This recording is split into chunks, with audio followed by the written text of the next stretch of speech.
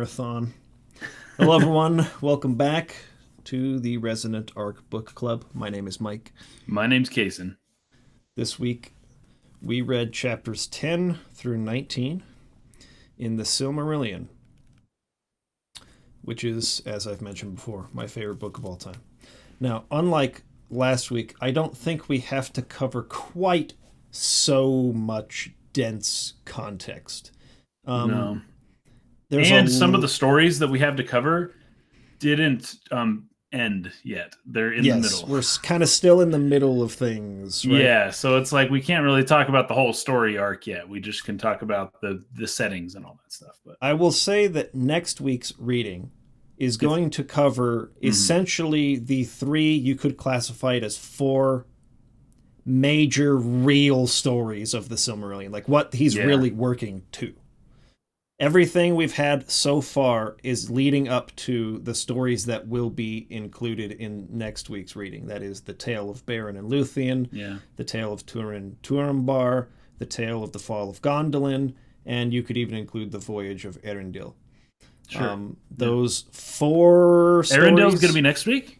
That one might not be till the final week, but I was thinking we'll get through Beren and Luthien and Turin for sure. And in fact, let me just look Gondolin, at that right now. we're already kind of let me look at that and see. halfway We're going to through want that. to read up to about page 2.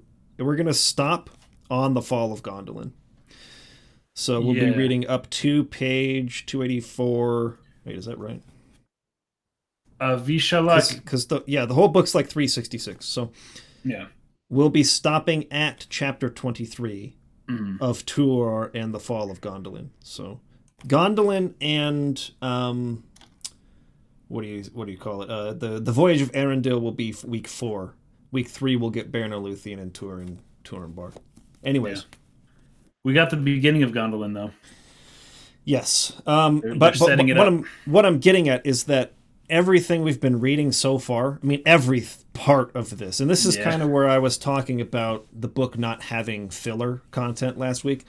All of it is important context for those stories to work. I know they've set it up so much. Like they've already mentioned Luthien and, her parents and all that kind of stuff. They just haven't really gotten into the meaty stories yet.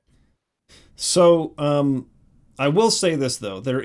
Last week, I went on a little bit of a rant/tirade about how there's not one word of the book that can be considered filler.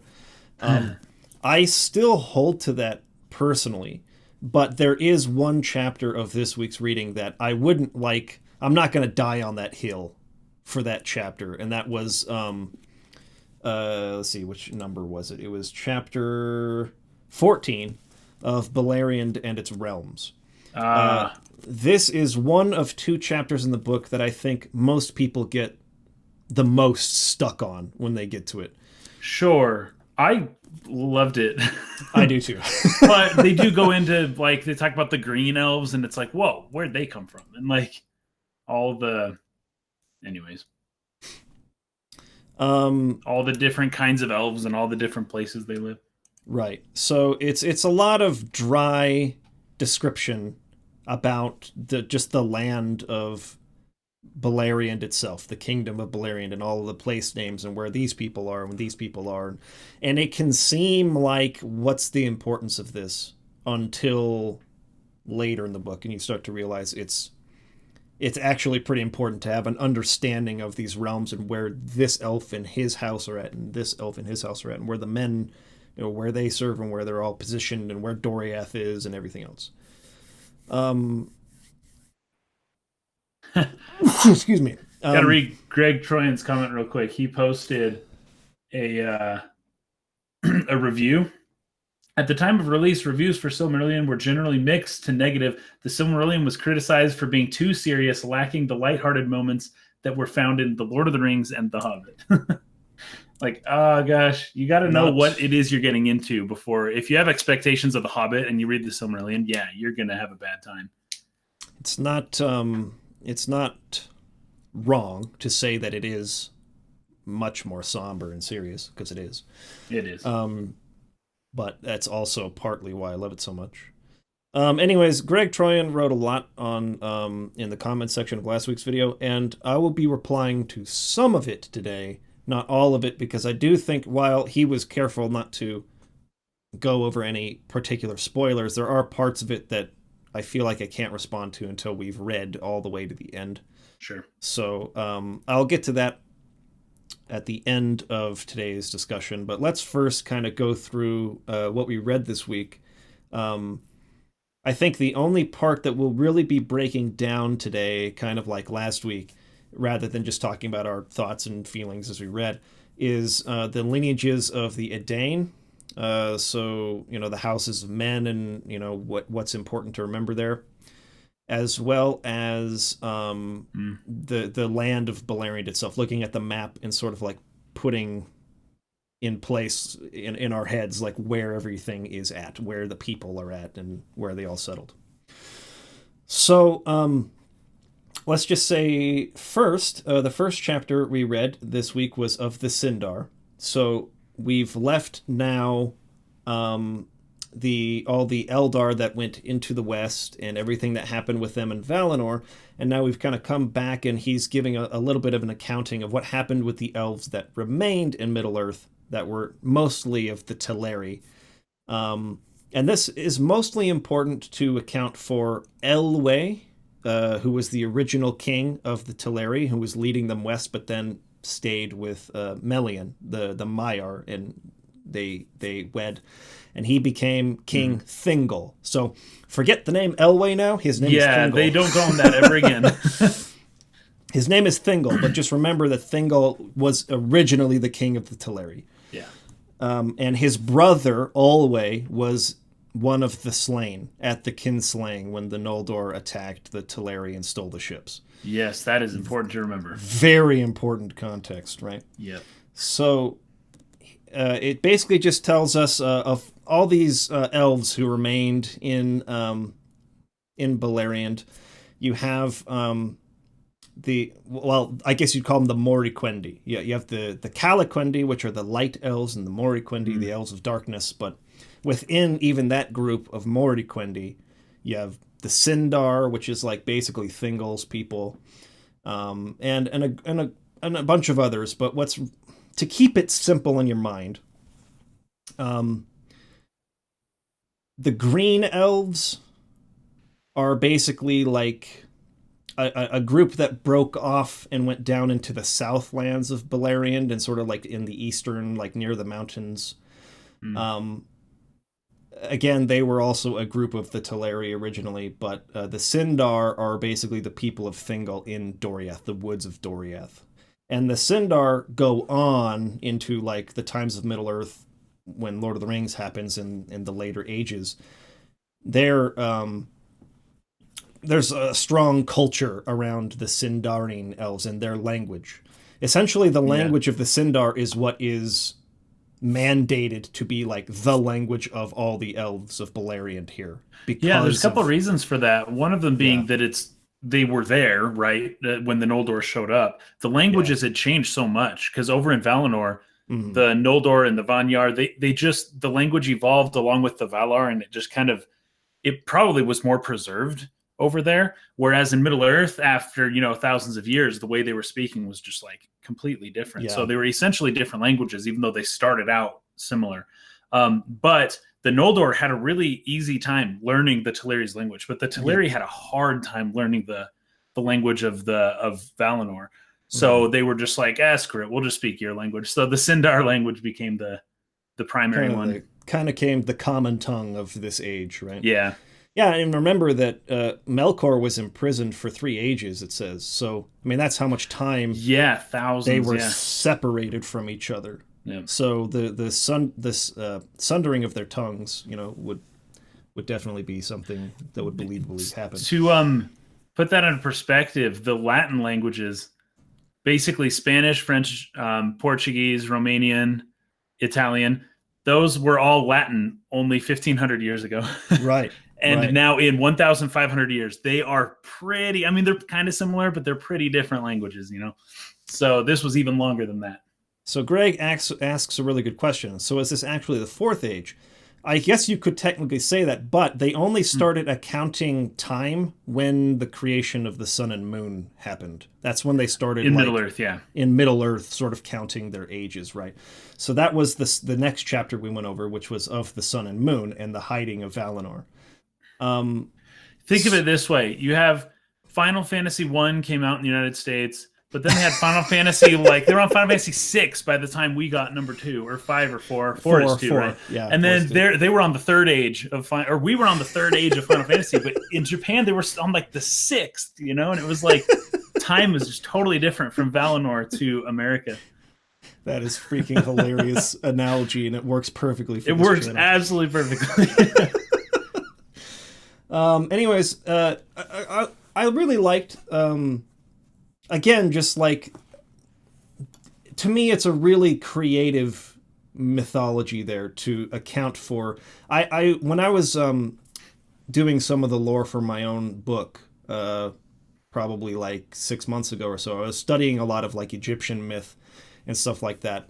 And, you know, all of these old mythologies have an accounting for like how the sun and the moon like came about and like the creation myths involved. And when I read Tolkien's stuff, like all of this feels like it belongs in sort of like, I guess, what's the word for it? Like, it feels like believable mythology that could have been real in our own world. So, well, this is a funny thing because I listen to Sam Harris podcast a lot, and sometimes he has on people who he's a like hardcore atheist, right? Mm. And sometimes he has people on his podcast who are of the more religious persuasion, and he usually will like. Oftentimes he'll end up using like he'll try and create his own little metaphor and be like, the metaphor of religion is basically this, and he'll say something just super simple, right? And it just like, I understand in a lot of what he says that it's like, yeah, there's some weird simplicity to it, or whether it actually happened or not, you could just make stuff up and say it's mythology. But there is an element of believability to mythology that I think he discounts a little bit when he so simply just kind of discards it. But it's like, no, there is a type of mythology that resonates with the human mind, that whatever you just said with your cooking book or whatever it was, it doesn't quite have the same feel, right? So there is something, and Tolkien was able to tap into it so well that even though it's mythology, it feels believable. It feels historical somehow still. Completely made up, but feels so like there's something historical. About Eru Ilúvatar and the Valar that you're just not going to get from the flying spaghetti monster, right? Exactly, like the spaghetti monster, They don't feel the same. They don't. But that's the thing. It's like, it's hard. It's actually really hard and takes a lot of thought to craft a mythology that makes sense. Yeah. And this is actually something I meant to go over last week that I forgot to, is how language specifically is used in part of that illusion on Tolkien's part. The fact that he was a linguist by trade and created full languages, many of them, for this world. I was going to go over the fact that you have the name of the two Valar, who are the Lord of Spirits, which is Mandos and his brother Irma, I think. And they sort of like, the halls of Mandos and then Irma. Anyways, they're brothers, and they both are accounted as the Lord of Spirits, and they're called the Fianturi. And then you look at the name of Feanor, Feanturi. Fean is the spirit. The word spirit is the root there. So Spirit of Fire is Feanor's name. Yes, yeah. Lord of Spirits, Fianturi. Right? So you see these common threads in the language that go into naming conventions of places and people that make it feel like all the names are consistent. They're not just like, here's a bunch of random... I didn't go onto some website that does like a fantasy name generator and just like pull off a thing that sounded cool, right? No, all of these names are named that way for a reason, and they're named in the way that ancient people in real life named things. It's funny sometimes there are certain names of cities and places that just sound normal to us, right? It's just like, But when you like look at the origin of that name, it's something as silly like well, this isn't the best example, but there's a channel on YouTube I watch. He's a South African guy, has tigers and does vlogs and stuff like that. But anyways, he was talking about the word mushroom in South African, in Afrikaans. And the word literally means like frog's seat or frog's chair. Yeah. Right. And that is how ancient people named stuff. Right. It's like, oh, the frogs sit on those things. That's the frog's chair. That's the name for mushroom. Right. And you can see that naming, that method of naming convention in everything across what has been named in the entire freaking story, from the Silmarillion all the way through Lord of the Rings and everything he ever did. And all of this is because he's a linguist and he studied this stuff. He studied ancient languages. He was particularly interested in Old English, and which is where I think he gets a lot of his inspiration from tales like Beowulf and things of that nature. And I think a lot of where the voice for the prose that he uses in this book came from is his study of those old languages.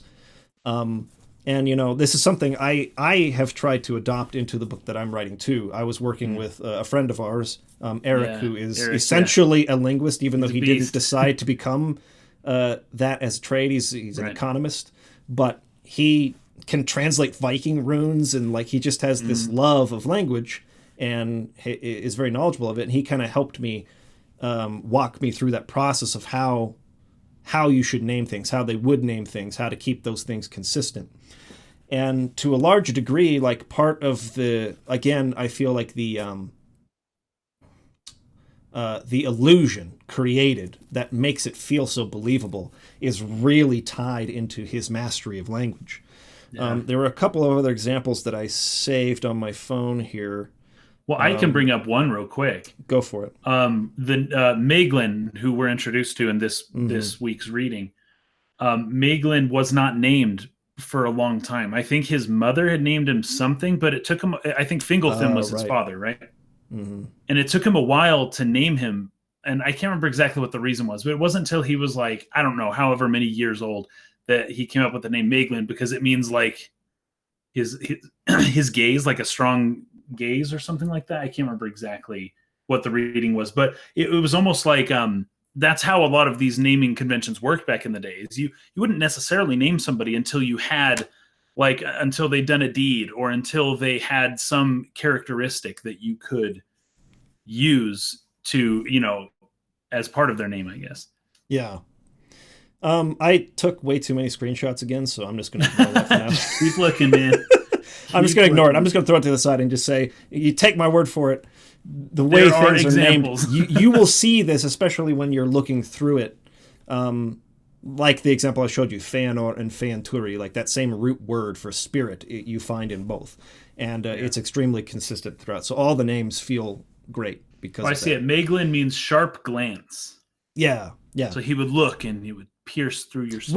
Right. Yeah, that's why they named him. His father named him Mingling because he waited till he was 12 years old. Yeah, he was like 12. Until he could see like a temperament or part of his personality and then name him after that. And name him after that, which is that's how a lot of this stuff worked. Like that's part of why his naming system makes sense, because people are named after defining characteristics. Right. And it also makes sense that elves would wait 12 years to name their children. Right, because they're going to live. They live forever anyways, right? So like that's like no time whatsoever. Exactly. That would be the equivalent of waiting like 3 days to name your kid, whatever. Just wait a little bit. It's nothing. Let's see. We got Swan Knight here. Hi, how's it going? So important as the name of the Silmarillion characters are what chapters in mythology and legends they are based in. That's true as well. Greg says, Mike, what do you think of the criticism that Tolkien was more concerned with Middle-earth as a linguistic exercise than telling a strong narrative? I've heard a lot of people make that criticism. I will go over that in more detail later. Sure. But, I mean, I wouldn't say that the criticism is, like, wholly discreditable, if that's a word. I mean, obviously, he loved languages and he saw this as a creative outlet to sort of like explore something he loved, and he used that to a great degree. But I don't think that was the chief purpose of why he was writing these stories, was just to like create languages and just see if he could make a world with these languages and cultures. I do think that telling a story was important to him. In fact, I will post a link, if I can find it, to a really interesting video. It's an interview with Christopher Tolkien.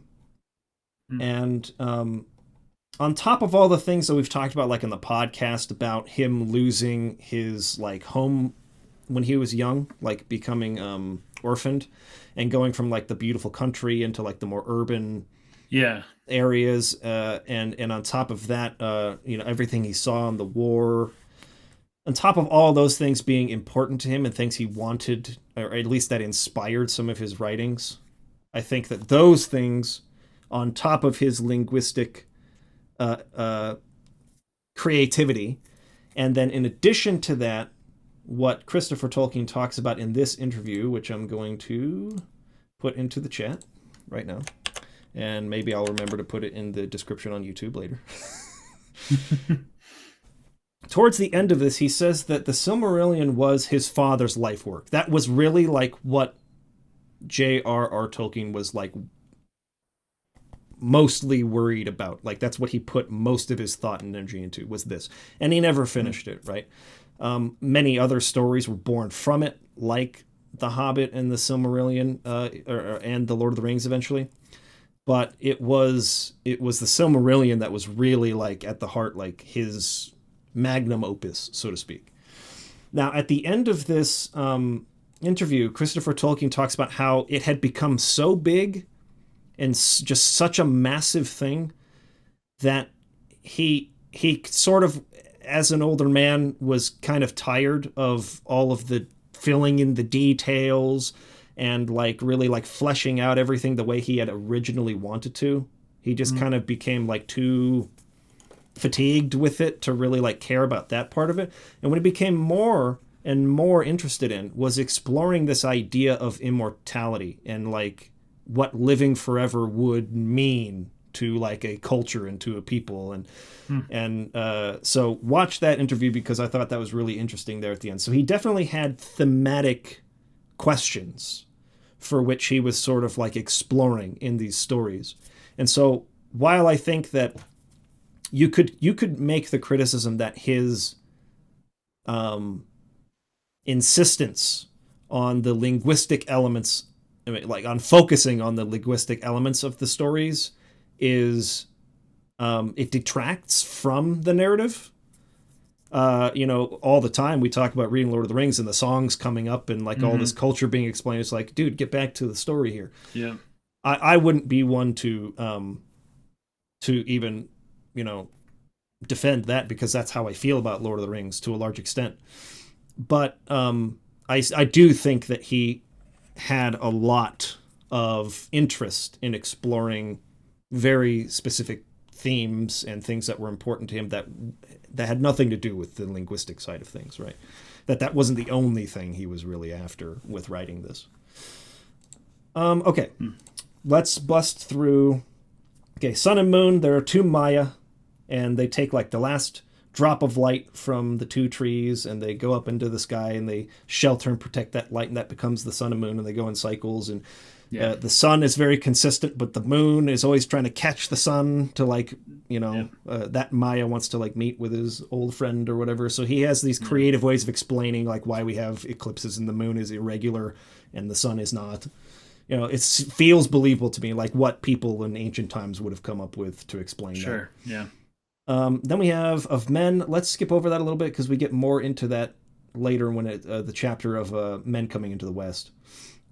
The Return of the Noldor, I think, is where the story really starts picking up. So right about the time that Morgoth is going to come forth and start just like wreaking havoc among the Sindarian elves and the elves of Middle Earth, he actually starts to.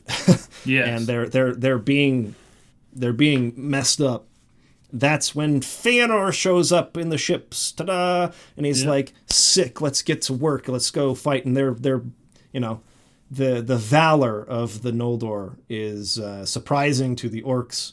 Even the Balrogs, having a tough time. But Fëanor, again, too proud to know when to stop. Yeah, way too proud. He's like, yeah, we got this, man. We're going to go all the way. We're going to get the Silmarils now. And gets himself cornered, slain.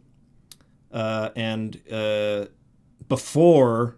Oh, I guess I didn't talk about this. So he burned the ships and left Fingolfin to decide whether or not he was going to go back to Valinor in shame or try to cross over the ice bridge. Right. And he chooses to cross the ice bridge. Now, it's important to mention that Galadriel was there for this. These elves went through some intense conditions to cross, and they were not happy when they got back to the other side. But by the time they got there, Fëanor had already been slain. The sons of Fëanor were sort of like on their heels, being attacked and being pushed back. And so Fingolfin rides in with his hosts, and they beat back the hosts of... Well, actually, no, because... Sorry, I'm getting the order of elements. Before Fingolfin got there, the sons of Fëanor were petitioned by Morgoth in bad faith to make a deal. Like, okay, I'll surrender one Silmaril if you'll promise to stop fighting. And neither side trust each other. They knew he would go back on his word. They both arrived with more men than was agreed, but Morgoth arrived with more.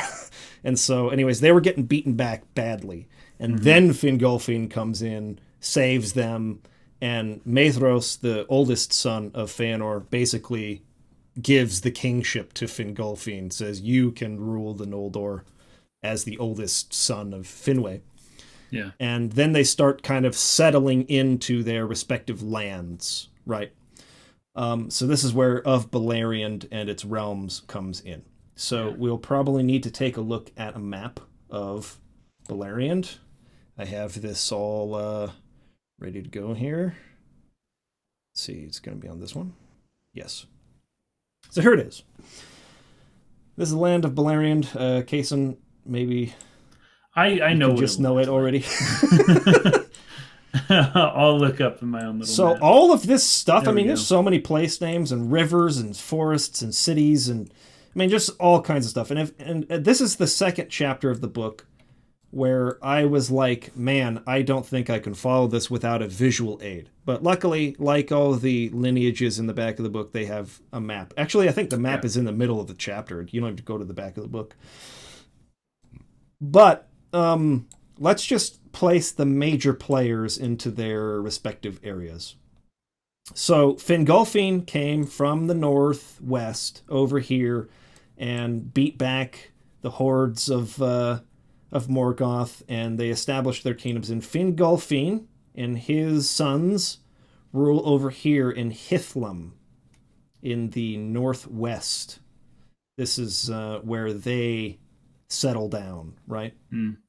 Now, we talked about King Thingol, who was once Elwë, who was beaten back and was essentially saved by the Noldor when they came over.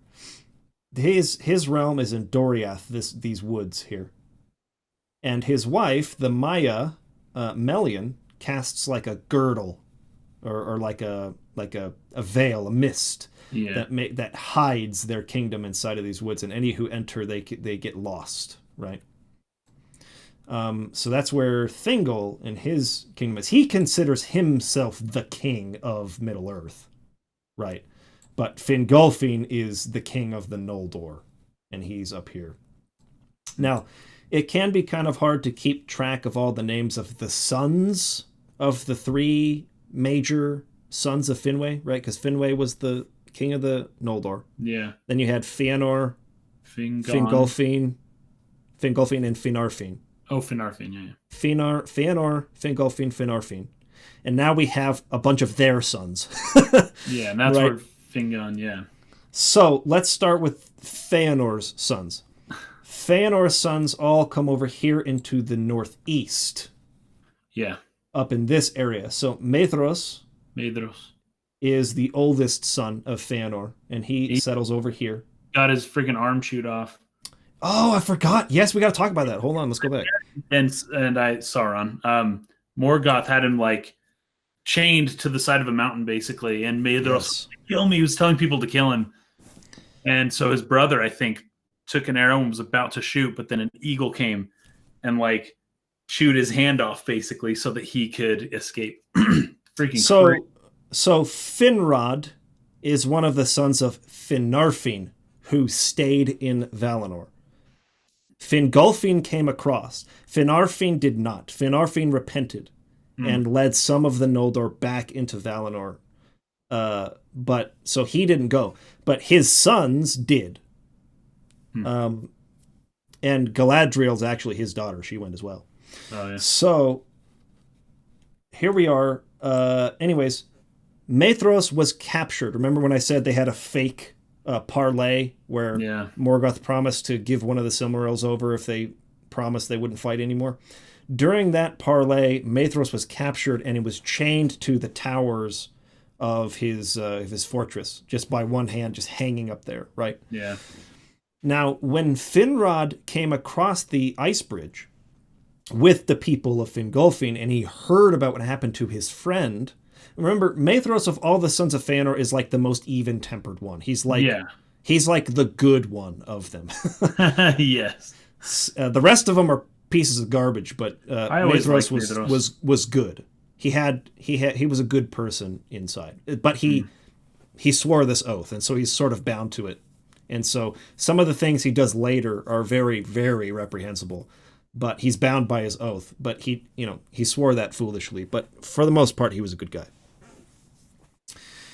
Anyways, so Finrod comes in with the people of Fingolfin. Finrod is the son of Finarfin. Okay, he hears about this, and without counsel, without telling anyone, he just goes by himself to try and save his friend. And he's harping and singing a song of Valinor.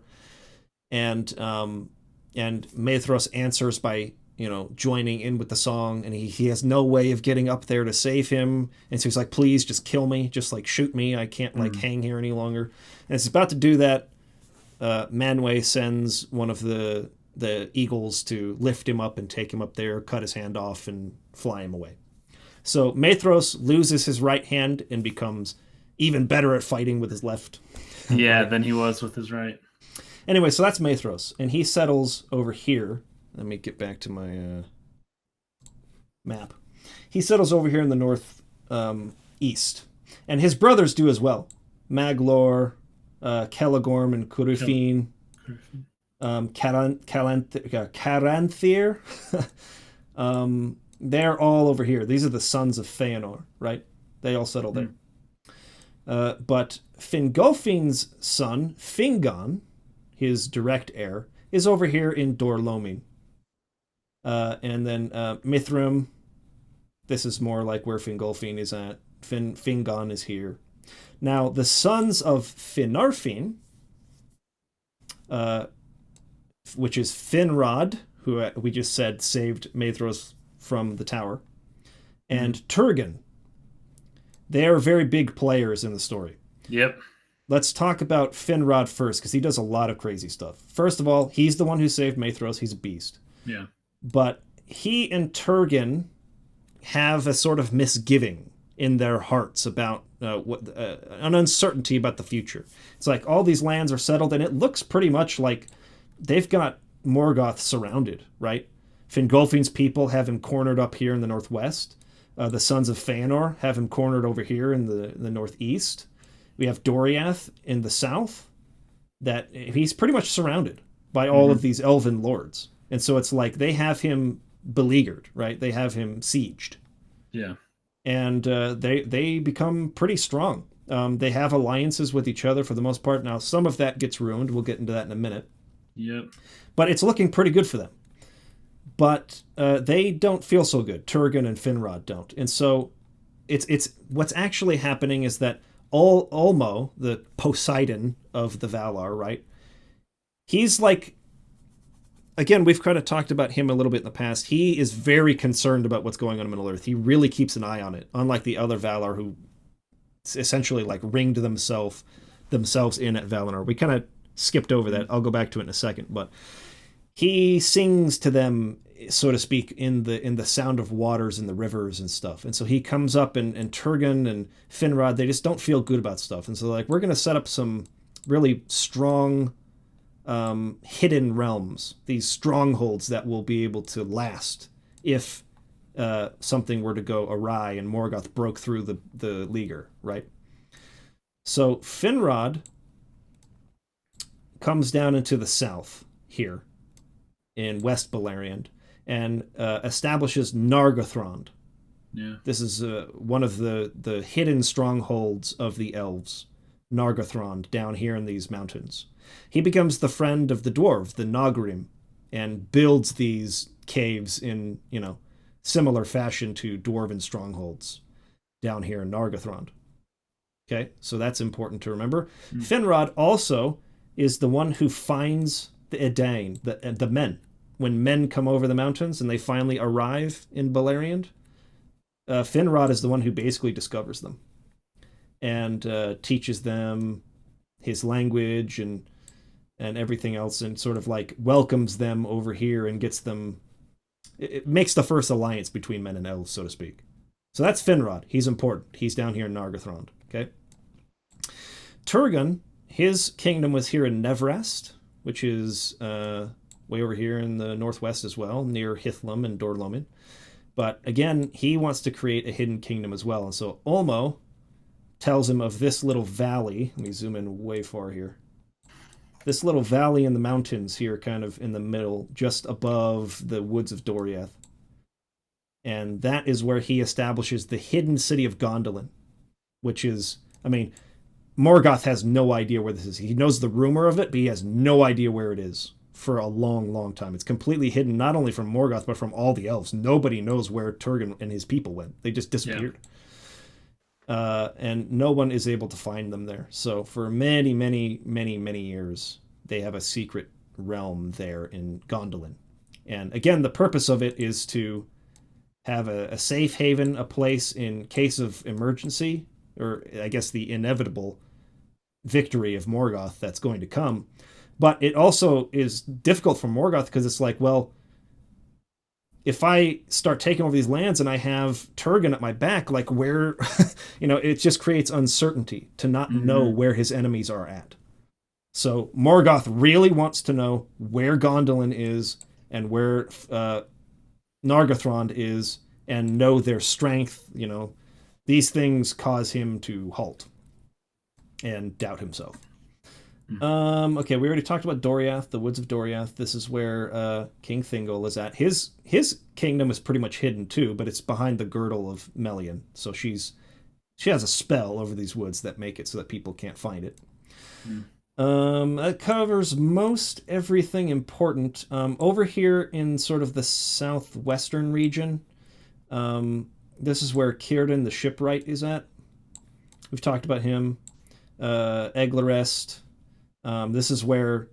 Okay, so to put this in perspective with Lord of the Rings, this land is like in the kind of the far north of Middle Earth. Like the Shire would be south of this place. Yeah. And like everything that happens in Middle Earth is like way south of this map, way down here. Yeah, so and when east. the southeast. Yeah. So when the elves of the Lord of the Rings are coming and sailing into the west, they're coming way up from down here to this area, the Bay of Balar. And up here, like this is where Círdan is at, right? So some context there. Okay. The only other thing to keep in mind, I think, you see these mountains that kind of run just north of Doriath? These are called Ered Gorgoroth, I think is the name for them. Yeah. The sheer mountains. This is where Ungoliant fled when she ran away from Morgoth, and she bred with other spiders. And so there's some really terrifying creatures up in here. And so they talk a lot about certain characters would be traveling in this sort of like area between the forest of Doriath and the girdle of Melion, and then these mountains of the arid Gorgoroth. And so they're kind of trapped between a rock and a hard place when they're going between here, because it's like, here's all the monsters and crazy stuff, and then here's like a kingdom where you'd get lost if you tried to enter there. So, okay, now that we know like the lay of the land, more or less, let's talk a little bit about one of the major blows that the elves suffer in terms of their alliance, their strength with each other, is that, of course, Thingol was always brother, and so eventually he's going to hear about the kinslaying. Galadriel goes to live with them. Melion and Galadriel are basically like good friends, and Melion starts to have rightful doubts about why exactly the Noldor have come. It seemed like, and the Noldor wanted them to believe, oh, we came as messengers of the Valar to save you at exactly the right moment. Yeah. And but obviously that's not what happened. And Melian starts to have doubts, and she's like, Galadriel, like you never talk about the Valar. None of the princes of the Noldor ever talk about the Valar. And there seems to be a problem here, though. Like, not all the pieces are aligning. What's going on? And she's like, listen, just be grateful that, we came here, and just be happy that we're trying to get the Silmarils back, okay? Like, that's what we're here for. Just dodging the question. But eventually, the word gets out. And so we have Finrod, right, who is the son of Finarfin. Now, remember, Finarfin married a Teleri princess. I think it was always daughter, actually, is who married Finarfin. And so Finrod has kinship with Thingol. What would you call that? Nephew, essentially. Nephew. Yeah. No. Well, through because it's his brother's daughter's child is. So it's Finrod. like a cousin nephew. It's like a cousin twice removed. A removed cousin. Anyways, close kinship. Thingol has with Finrod and Galadriel, and basically the sons of Finarfin, Turgon, and these people who came with Fingolfin's people. So he questions them about it. Like, hey, what happened here? And, Finrod did not come to Middle-earth because he loved Fëanor or his sons. He actually dislikes them a lot. But he didn't want to leave the lordship of the Noldor to them. He wanted to make sure that, like, Fingolfin and the elves who were not the, instigators of that battle with the Teleri, he wanted to make sure that they didn't get to have control of the Noldor and Middle-earth. So Finrod and many of the other Noldor who were not the instigators, did not lead that attack, did not really know what was going on, but participated in it. Thingol allows him, because he's kin, to continue to come into Doriath, but he will never have any dealings with the sons of Fëanor, and so that alliance is broken down pretty quickly. And that's a pretty big blow to them, because if they were entirely united, they would have had a much better chance of actually winning against Morgoth. So all of that happens in those chapters of the Return of the Noldor and Beleriand of its realms, and of the Noldor in Beleriand. So let's get into Mingling a little bit here. So we have Turgon's sister, Erethel, I think her name is. Erethel, something like that. I'm going to come back to my map real quick. So Gondolin has already been established. Should be Erethel. Yes, D-H. The D-H Erethel, sound. Yeah. So like It's like a TH sound, yeah. Yeah. Kind of like Maedhros' name. Maedhros, yeah. So his sister, Turgon's sister, is very proud, like all the Noldor are. Like, I don't want to be caged in here. I want to go out and explore.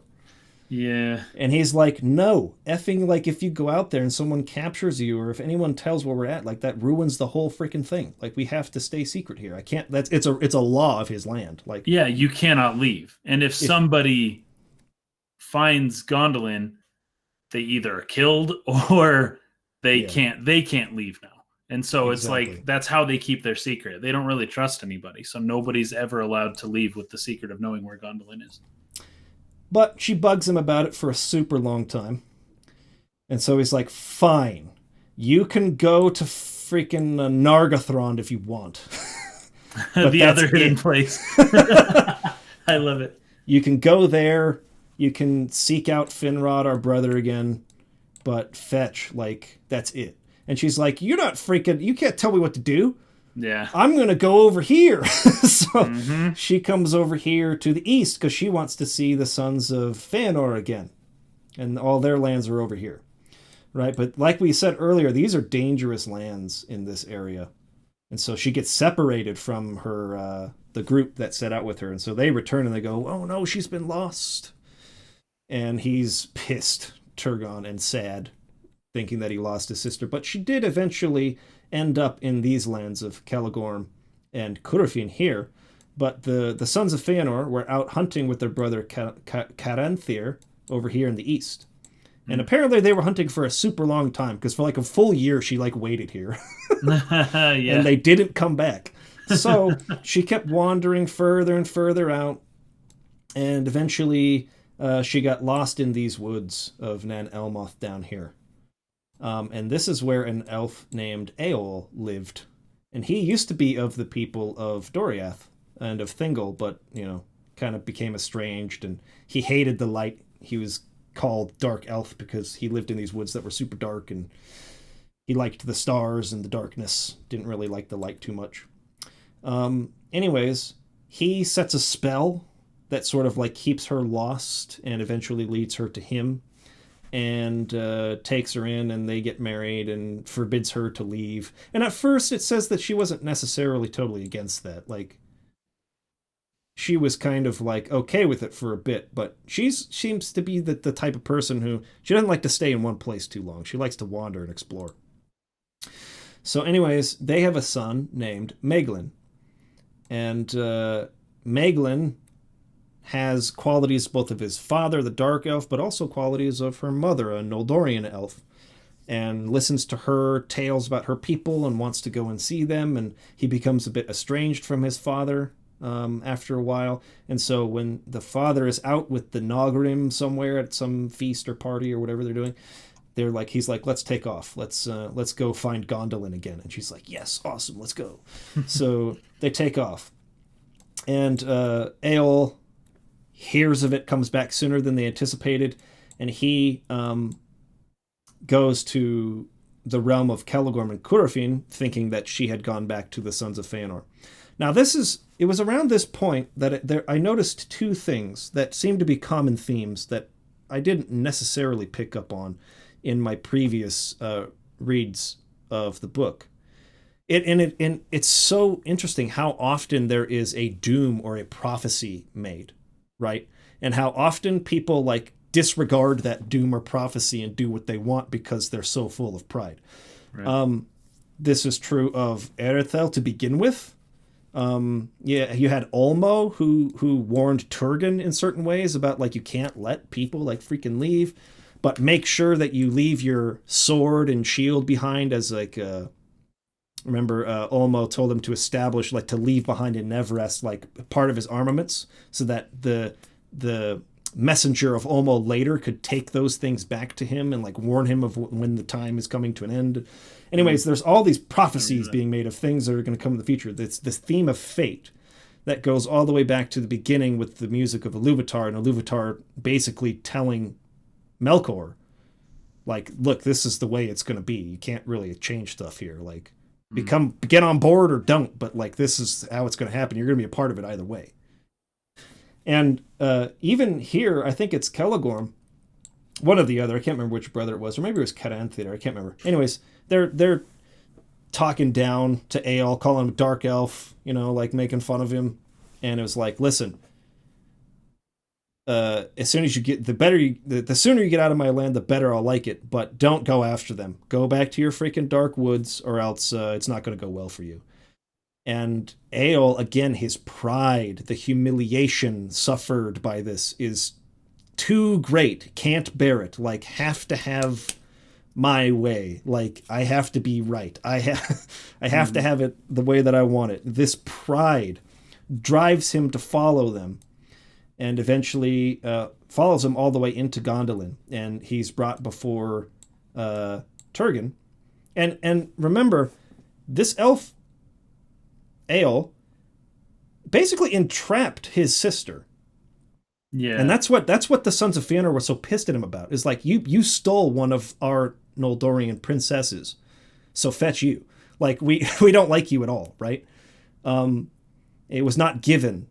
She was not given to you by Turgon or whatever. So Turgon could have taken that attitude, but he doesn't.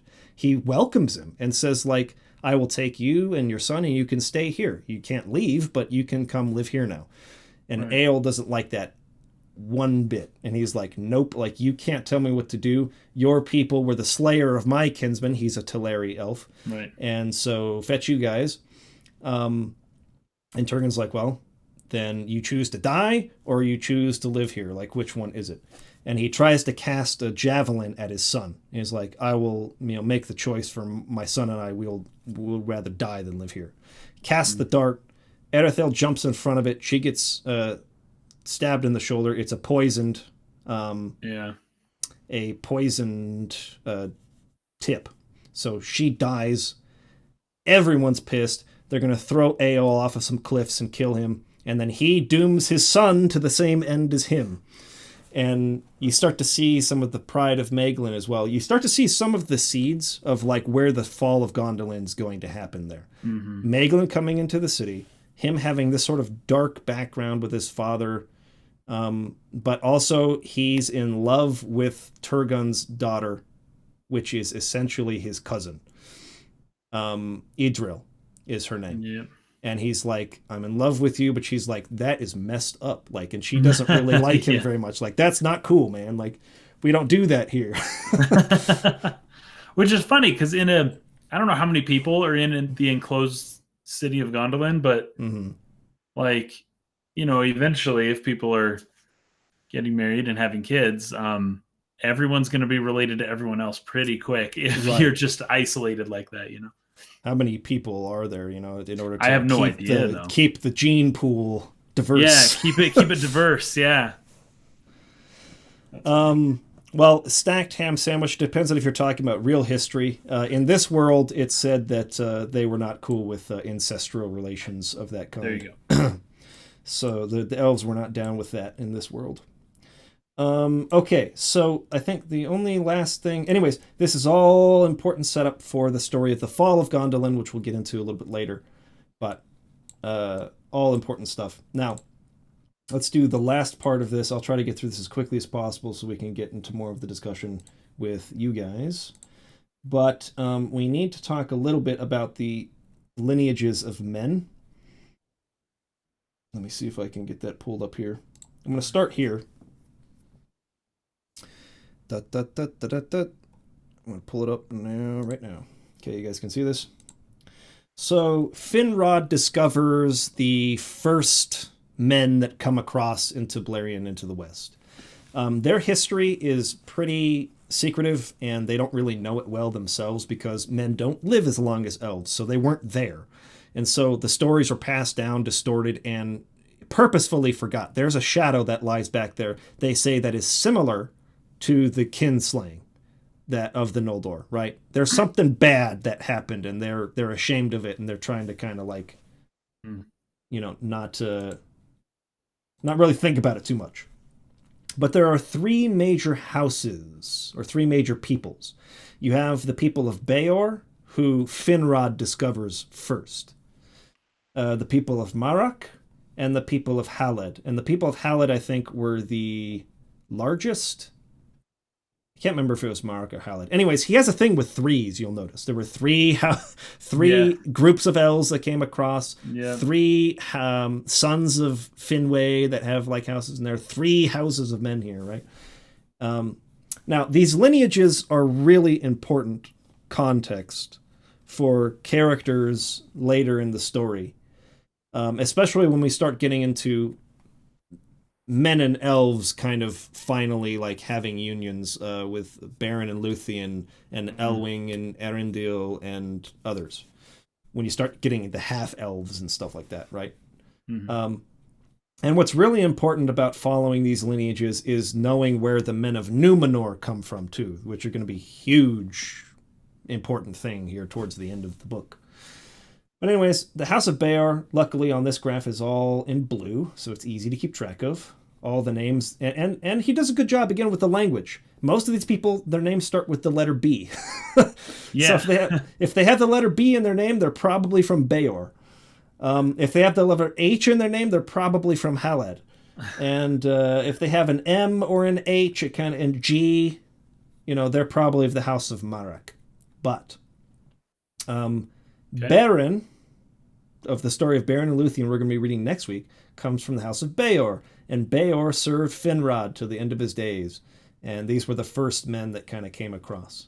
The House of Marek, the other house, we're going to get from this lineage and from the House of Beor, actually. Marek and Beor kind of come together to give us Hurin and Huar.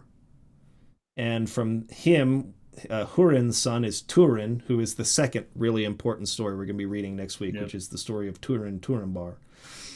And so from these two houses, mostly, Beor and Marek, we're going to have the lineage that will lead to the men of Numenor.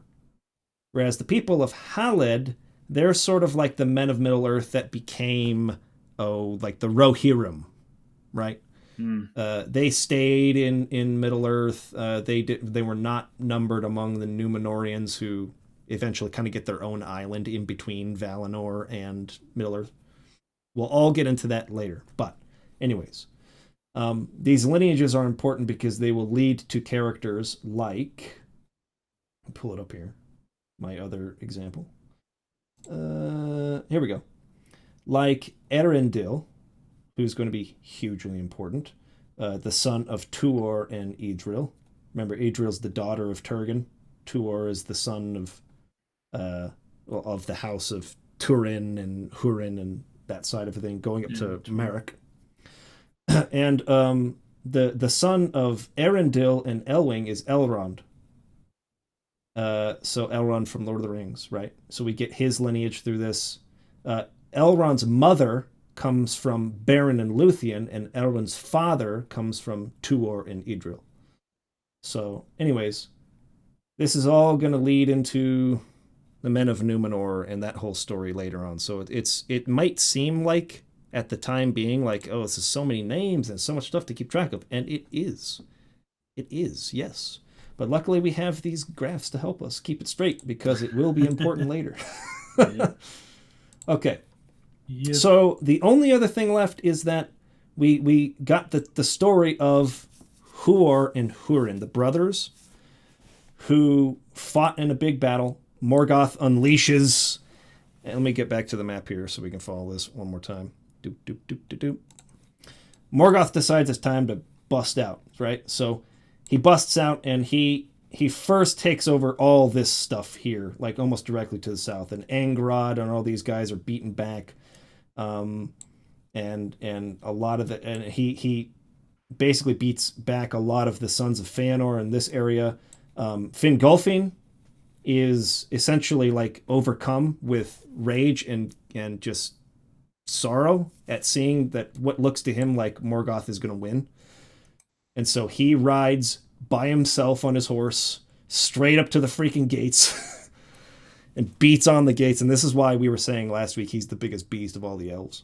Yep. He challenges Morgoth to one-on-one combat directly. He's like, get out here and fight me.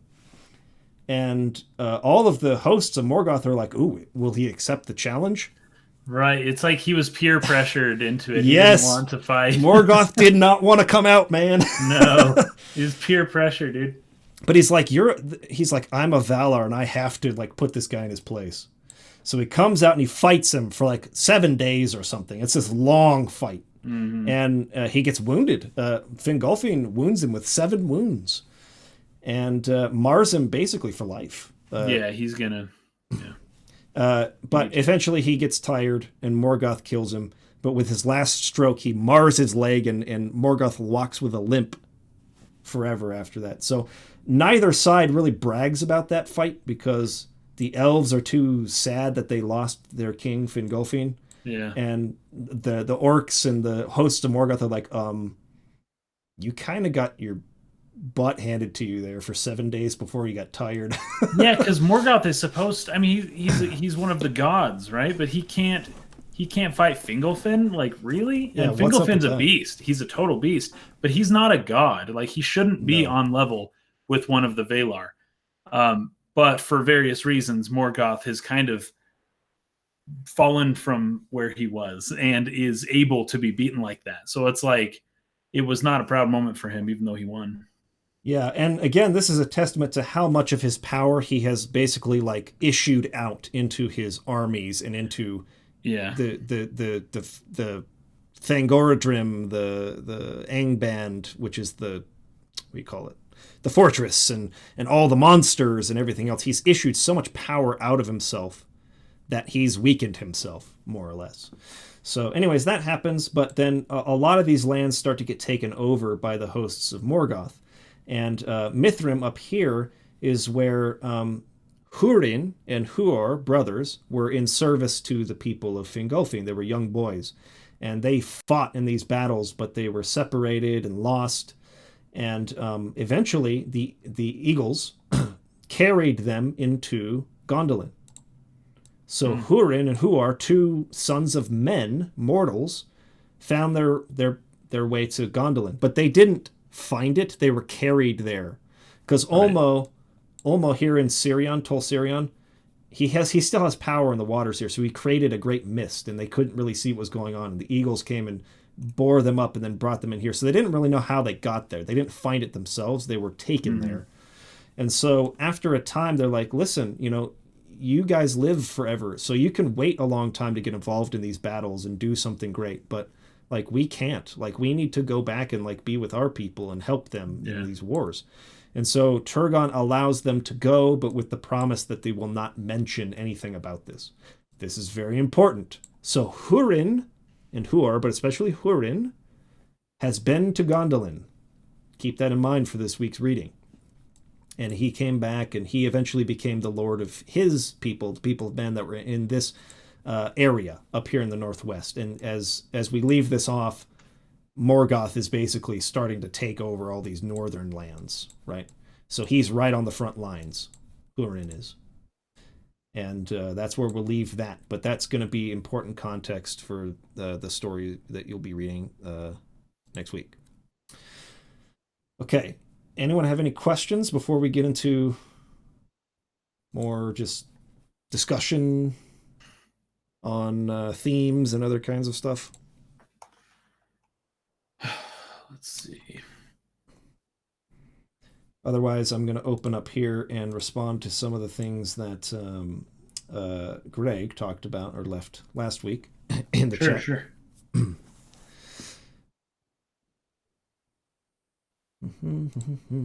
Okay. And this book's so good. Yeah, I love it. It's just really good. It's so, the scale of it is just so massive.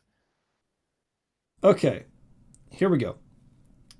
I'll start here. I've just finished reading the Silmarillion for the first time. Overall, I can say that I enjoyed the book despite there being things about it I disliked. This is a book that I can tell is meant to be reread for additional appreciation. It is not meant to be read once and done away with. That is actually very true. Sure. And there's something I noticed as I was reading this week is how self-referential the book is. You'll notice that often he'll allude to something that he has not gone over yet. So it's like, this is told more of the tale of this, which comes later or is accounted for somewhere else. Yeah. And I noticed that this time because that's what Scripture does too all the time, right? Like Scripture's like, they'll be, because these people were sometimes writing on tablets and stuff, right? They don't want to like sit there and have to like in detail do the whole thing again, things that have already been accounted for by this guy in his book over here. So sometimes they'll say self-referential, yeah. So the Silmarillion is very self-referential in that way, where it'll say, and which led to this and this and this event, which is accounted for elsewhere. So like he's already referenced things that are basically spoilers, like the Fall of Gondolin and like all kinds of stuff that have not even happened yet. But he's just letting you know, like, this lineage leads to this person, and this person is the guy who did this and became renowned. But that's accounted for elsewhere.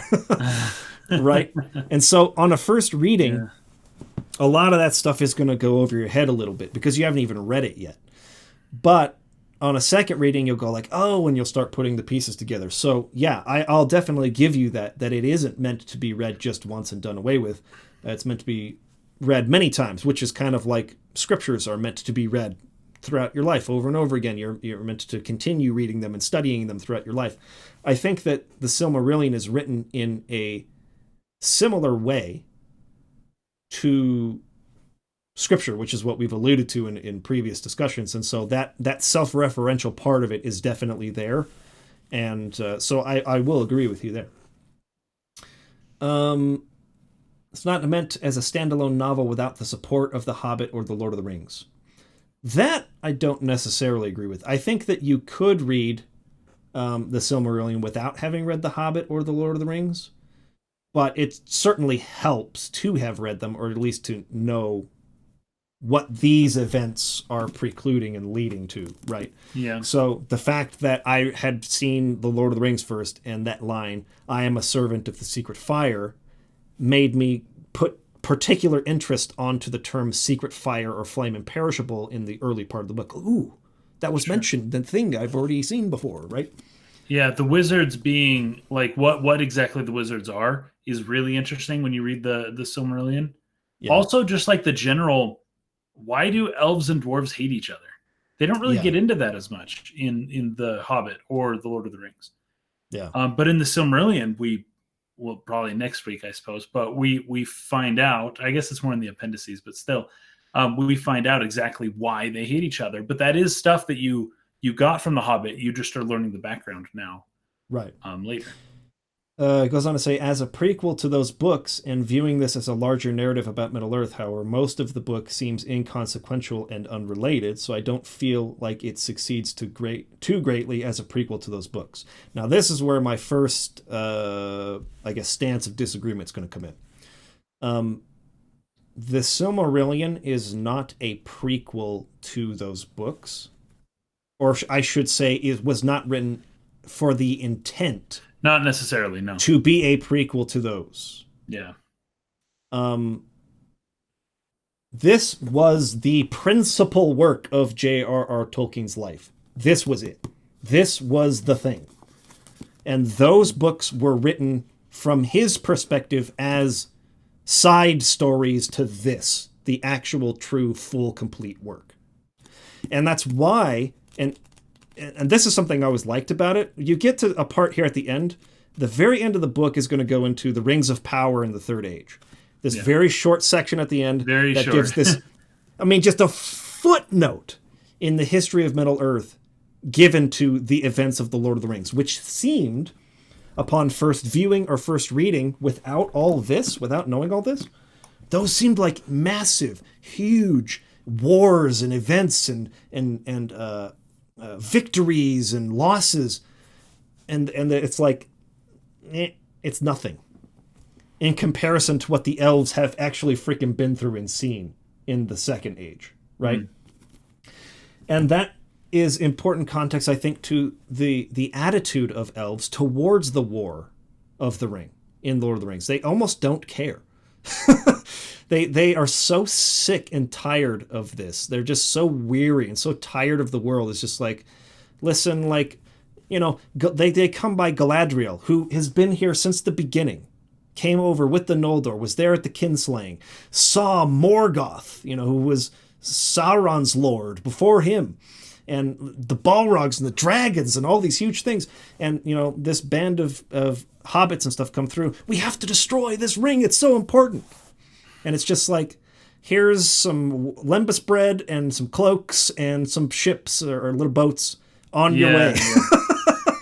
It's just almost all the magic of Middle-earth is non-existent of the past is non-existent by the third age. It's totally not a big deal to them. Yeah. And they're in such a cycle of this that it's just like, look, you'll win, but for us, for the immortals, it's just going to happen again and again and again. And sure, this is important to you, short-lived people, but like, I'm so sick of that. I've already fought this fight, and a much, much more important one, many, many, many times before this. Yeah. And so you start to see their perspective a little bit, which is why I think the second viewing of The Hobbit and The Lord of the Rings, after having gone through the Silmarillion, gives you the perspective of a Maiar like Gandalf, or of the Eldar, the Noldorian elves, and you see it entirely differently from their perspective. And it doesn't seem as grandiose or important in comparison to all the stuff that they'd seen before, right? But mostly, it was not written for the purpose of being this kind of prequel story for The Lord of the Rings. This was published after the author's death by his son, in respect for the fact that his father had worked on this his entire life and never saw the light of day. Saw it, yeah. And it was like, this was my father's life work. This has got to get out there, and people need to be able to, see this. But this was never finished by Tolkien and was never meant to be published as a prequel story to those. So I think that possibly your expectation or perspective that this was meant to be written as like a prequel novel to those stories, it might have seemed a little strange that it wasn't tying in the ways that you would expect, like the prequel Star Wars trilogy to fit right into the beginning of the original Star Wars trilogy or something like that, right? That said, I will say that I believe that this to be a very good book. I do believe it to be a classic, very well written. I did enjoy it, but it did not resonate with me as much as the last two books I've read. I'm going to avoid spoilers for the later part of the book. Let me move forward a little bit. Narrative seems to shift back and forth between lists of details about lineage and people, moving to places that no longer exist by the time of The Lord of the Rings starts, and then shifting to really compelling, engaging narratives about characters I care about. There are some emotional and powerful stories contained in this book, and those stories are absolutely worth the price of admission. However, I feel the story can be summed up like this. Well, he says slight spoilers in the next paragraph. I won't read your summation of it, but he basically feels like it can be summed up quickly like this. And so here's where I think where we were at a bit of an impasse with your what you said about filler. This book containing a lot of filler in it, right? To me, filler is, and I think you even used the word, it's inconsequential or unnecessary detail, right?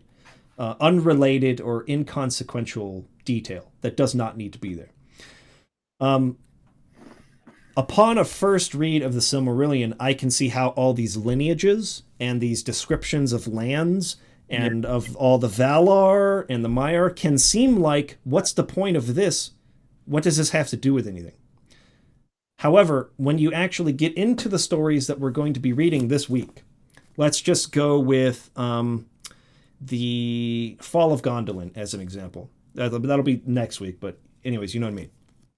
All of the explanation about the lands of Beleriand, about where all of these princes of the Noldor settled, about the fact that Turgon has established this hidden realm and it lies here, and the importance of that both for staying hidden so that Morgoth will be cautious in his, pursuing to like take over the lands.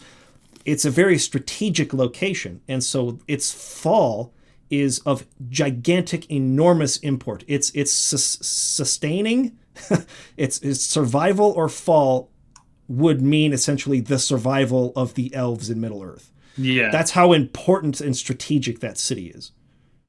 So in order for the story of the Fall of Gondolin to have all of the power and impact, we need to kind of understand all of the realms and politics and everything else going around it. But beyond that, we need to understand the doom of Mandos. Who is Mandos? Why is the doom of Mandos important? Why is Why is the whole idea of fate in this story?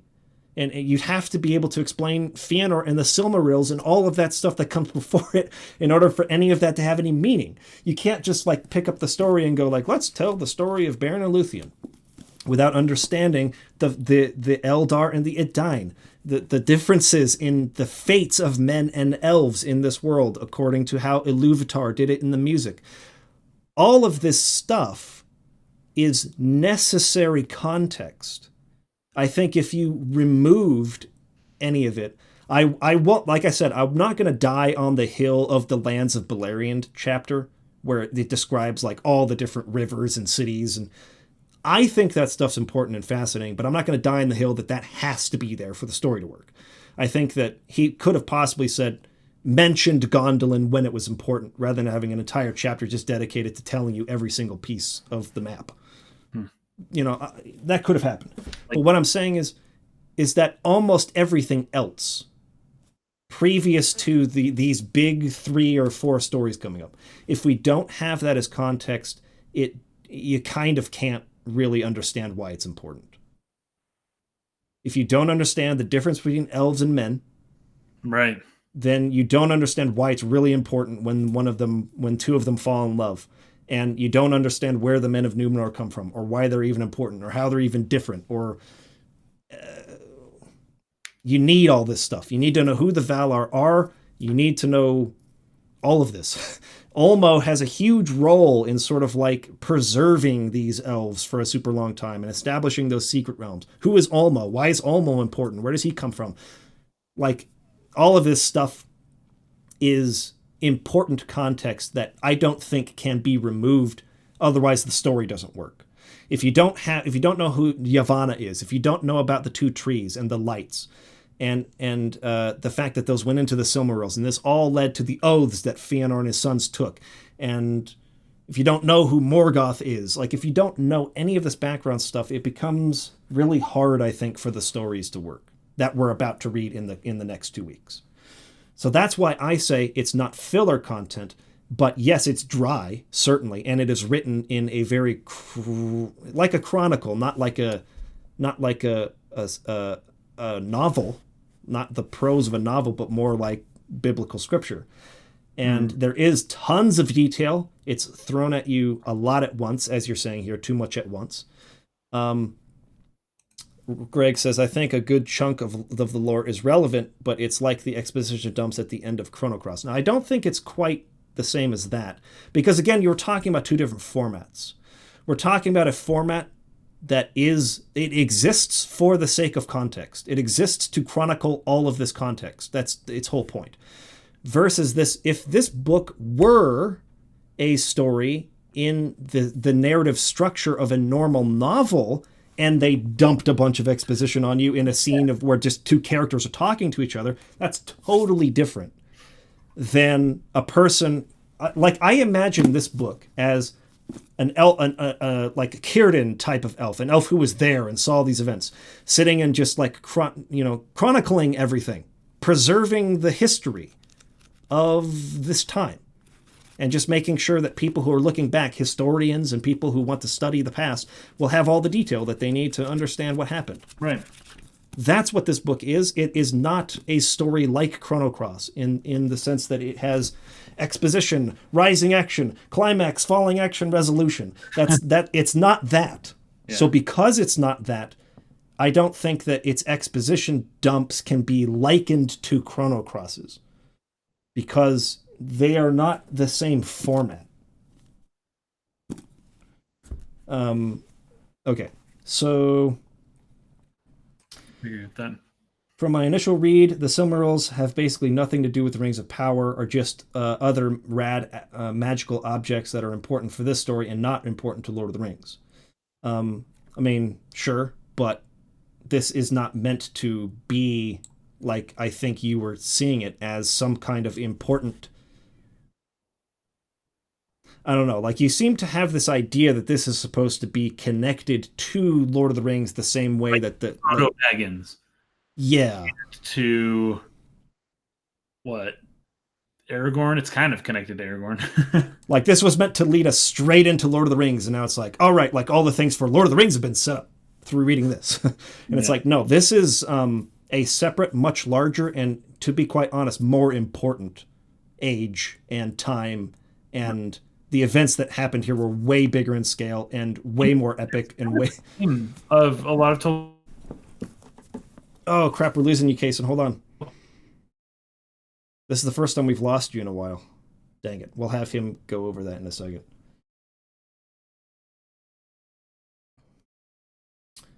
Am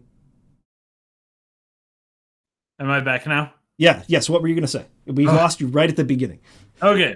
A theme that Tolkien explores in a lot of his writings, and it's a very conservative, like, mindset, I suppose. But in the Lord of the Rings, and especially the way that Tolkien writes, things of the past were better. They were greater. They were more important. It seems like, especially as he talks about the Númenóreans, how they used to be so great, but they used to live for 1,000 years, and now they only live for a couple hundred years because the blood has just not kept up the same, or diluted. The greatest elves were the original three, and then Fëanor and Fingolfin, and then as you go down to the younger and younger elves, you lose a lot of that greatness as it keeps going down. So I think a lot of, like, Melkor was better than Sauron, and the older stuff was better, bigger, more glorious than what we have now, and the trajectory is just kind of in a downward angle, a downward slope a little bit. And I think Tolkien has a great reverence for the things of the past, and that shows in his writings, and that's one of his great inspirations for writing, I think. And the theme of the Silmarillion, especially as it relates to the Lord of the Rings, it kind of ties into that a little bit. These were the more valiant people. These were the more important times. And it was all in the past. It's not the Lord of the Rings stuff. It was all before that. Everything's kind of just become diluted in Lord of the Rings. Mm-hmm. Houses, lineages are not as powerful as before. And that's all kind of like part of the elves' fate, is that they would... Lothlorien starts declining, and all of the elves. And yeah, it's all like of the slowly fades. The longer they stay away from Valinor, the more their power just kind of diminishes. Yeah, exactly. Okay, so I think we've gotten through that. Let's get to the next comment. I'm gonna have to start going through this a little quicker. And like I said, I'm not gonna respond to all of it right now. Some of it I'll get into in later weeks. Greg Troyan says the Lord of the Rings is just a less epic version told in greater detail. That's really true. That's really true. You could definitely say that, yeah. Okay, the language of the book is very archaic. In many ways, it is similar to the Iliad, a mythological epic with tons of named characters written in elevated speech of the past. I, too, read scripture growing up, so the language and style of the Bible has a level of appeal to me as well. I also read mythology as a hobby and have recently gone on binges of reading Norse mythology, Irish mythology, and Arthurian legends, along with the Iliad. So all of these myths are fresh on my mind, and I'm comparing the Silmarillion to those unfavorably because I find the general narratives and characters in those myths more interesting and compelling. Now, this is something that we can't really argue, right? I mean, like, this is just, you felt this way about it, I felt this way about it. For whatever reason, it struck a chord with me. I found it incredibly interesting. I find all of the lore here to be just incredibly fascinating. I mean, to the point where I call this my favorite novel of all time. It didn't really do so for you, but I think the reasons why you get into here in just a second. Tolkien did a great job emulating the style of classic myths, but I ultimately found a lot of the events that happen in the book to be kind of dry and boring in comparison to the real thing. I don't agree, but there's really no way to argue that point. I mean, it's just how you felt about it, right? There are some really fun Easter eggs of real mythology that I found to be quite awesome, though. The Iliad had lots of named characters, but it quickly becomes apparent which named characters are important that you actually need to focus on, and the narrative is easy enough to follow once you learn which characters actually matter. I guess I didn't have as much trouble as you did, though I don't think that it's uncommon to have trouble finding working through the mire of characters introduced in the Silmarillion to find which ones do I really need to commit to memory. I was driven through my initial confusion to use the tools in the back of the book to do that, because I found the stories to be very compelling. I was driven to get it all straight in my mind because I loved what I was reading. Obviously, you didn't love what you were reading, so you weren't driven the same way. And so that's just a matter of, I don't know, it's just a matter of the fact that the events here were not grabbing you quite the same way, right? In the Silmarillion, characters might be mentioned in passing only to become important later on. That's kind of where the self-referential point comes in. But by that point, you've forgotten who they are, and they haven't given enough screen time for their personalities to really sink into your memory. There are some great characters in this book that I found very interesting, but the vast majority of them were forgettable, including some of the major players. Again, don't necessarily agree, but I can't debate how you felt about it. It's how you felt. Pina Colada's point about combining characters and streamlining the story is something I agree with. Do we really need so many elven factions that split up into different factions, that split up into different factions, that split up into different factions that don't exist at the end of the story? Do you have something? It seems like you have something. Yes, we do need that. But so part of why the story is so epic is because it spans generations, it spans peoples, it spans geographies. And the fact that the group's faction and, or, fracture and I guess disperse a little bit and go into their own little corners is part of most mythologies. It's a common theme of humanity, essentially. And I know a lot of times we're talking about elves, not humans here, but still, that is how you can possibly tell a story of this scale. You can't just use the same character over and over unless you have them travel to every single place and be present for all of these big things that happen over and over and over again.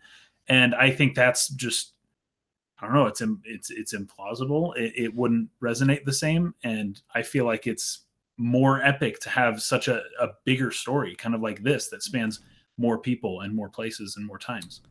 So here's a thought that I had along this point this week, right? I think that you bring up Xenogears in this analysis here, and several other stories you're kind of comparing and saying why you liked those better and stuff. Now, especially on the point of filler, I thought a lot about this during the week. Like, what constitutes being filler in the bad way? Like, it's not necessary, right? And talking about this idea of combining certain factions or not having quite so many. You could take these two characters and just make them one character, essentially. It's like, this guy's not as important, so why is he even there? Minor roles and even NPCs in, say, like JRPGs are really important to the world feeling believable and having a grand scale, right? But you could argue any one NPC that you come across in the game's first village or something, well, what's that guy there for? That dialogue isn't important. Like, that doesn't add anything to the story, right? You could argue that. And you could say, well, why aren't there just like half as many villagers to talk to in the first village of the game, right? Like, this guy's not important. He doesn't matter.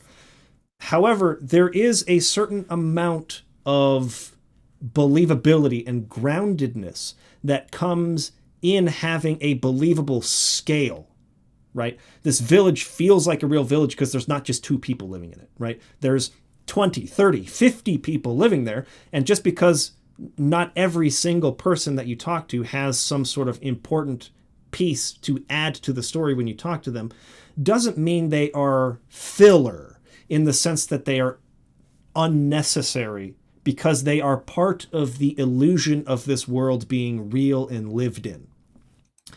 My argument for the need for all of these factions, and the reason why I think that the mythology of Tolkien is more believable from a historically groundedness, I guess, like it feels more real than, say, Greek mythology does to me. Greek mythology, I read that and it's like, that none of that feels like it could have happened, right?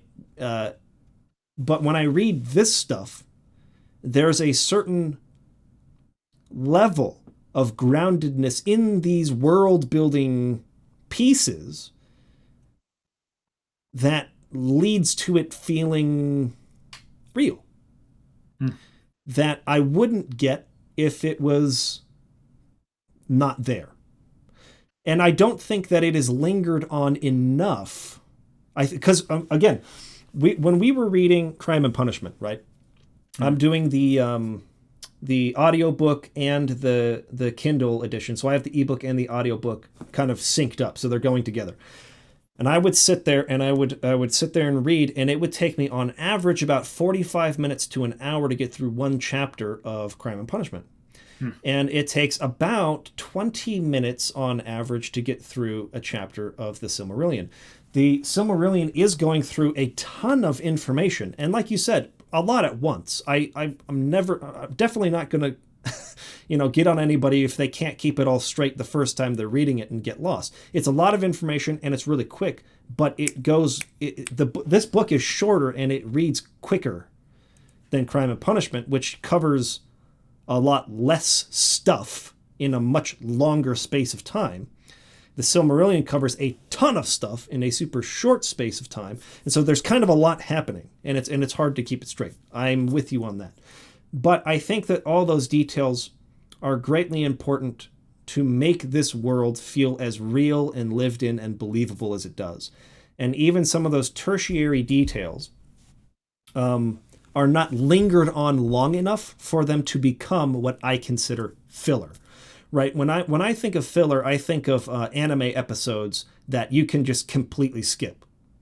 It's like the anime is like 300 episodes long, and maybe like 50 of those episodes actually matter. And the rest of it is just completely self-contained side stuff that has nothing to do with anything.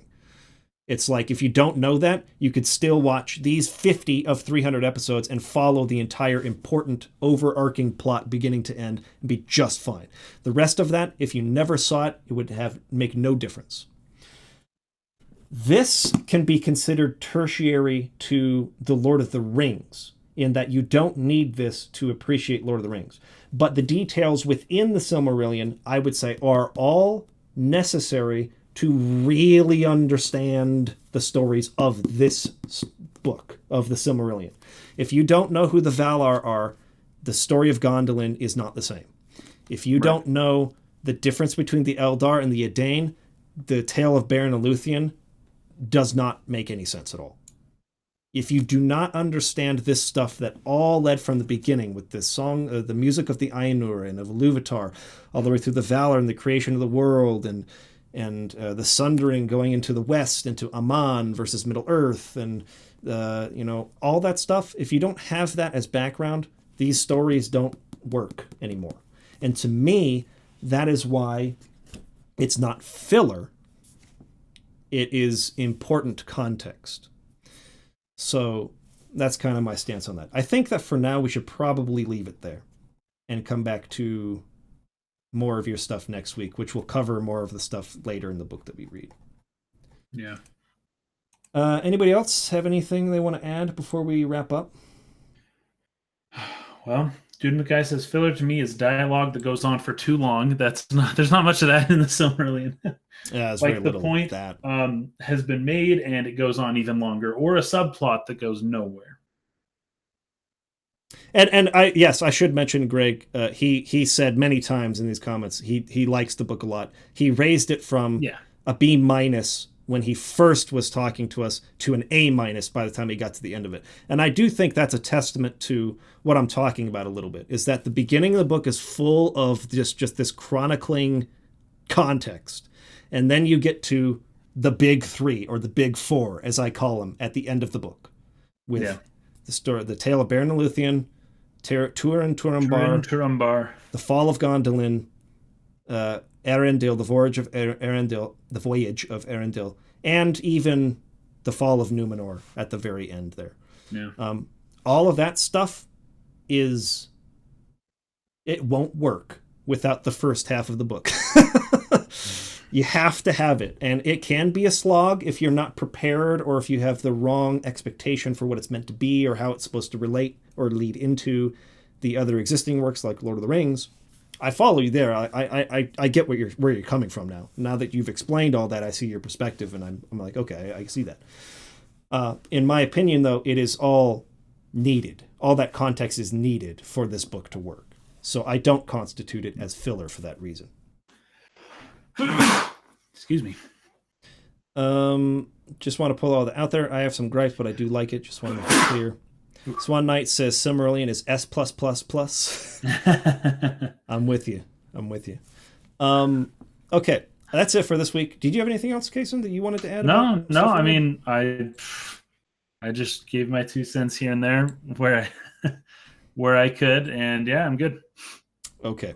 Well, we'll be back again next week. Again, this week's assignment will be to read up to chapter 23 of Tuor and the Fall of Gondolin. So stop at chapter 23 of Tuor and the Fall of Gondolin. Read all the way up to there and then stop. And then the next week we'll finish the book. Yeah. So there you go.